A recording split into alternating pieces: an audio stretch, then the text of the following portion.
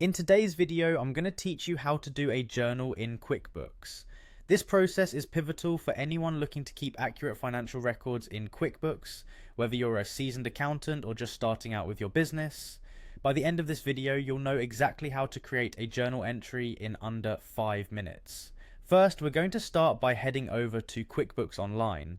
If you haven't already bookmarked this page, you might want to do that for the future to make accessing it even quicker. Once you're on the home page, our next step is to look towards the top right corner of your screen. You'll see a button that says Sign In. Let's click on that. Next, you'll be prompted to enter your login credentials. This will be your email address and password. Make sure you type in these details carefully to avoid any login errors. If you've enabled two-factor authentication, you may need to verify your login with a code sent to your email or phone. Once you've entered your details, click the Sign In button once more. This will take you to your QuickBooks dashboard. Now you're signed in and it's time to begin creating our journal entry. From your dashboard, you'll want to navigate to a button labeled New. This button can usually be found in the top section of the screen.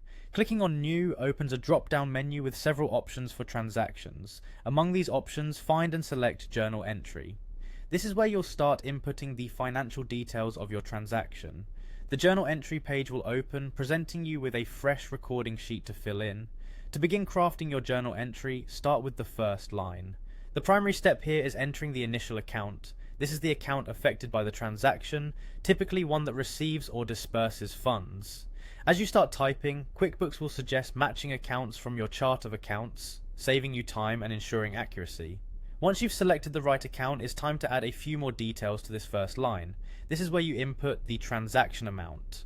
It's important to verify if this amount is a credit or a debit. Mistakes here can lead to discrepancies in your financial reporting. Moving on to the next step, which involves the second line, you'll enter the other account involved in the transaction. This could be the account from which you're transferring money or the one receiving it.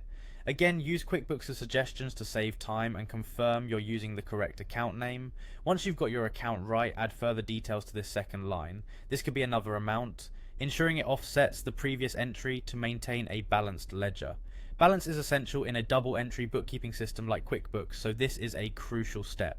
Before we wrap up, let's do a thorough review of the journal entry. Checking your work in QuickBooks before saving minimizes the risk of errors. Verify that the accounts, amounts, and descriptions match your intended transaction. Make sure your debits equal your credits for a balanced entry.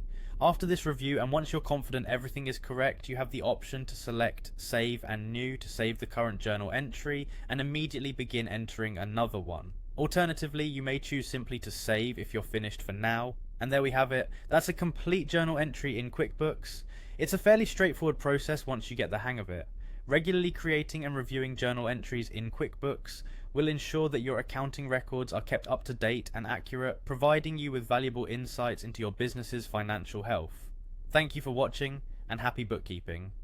If you found this video helpful, consider subscribing for more QuickBooks tips and tutorials. And feel free to leave a comment if you have any questions or topics you'd like us to cover in future videos.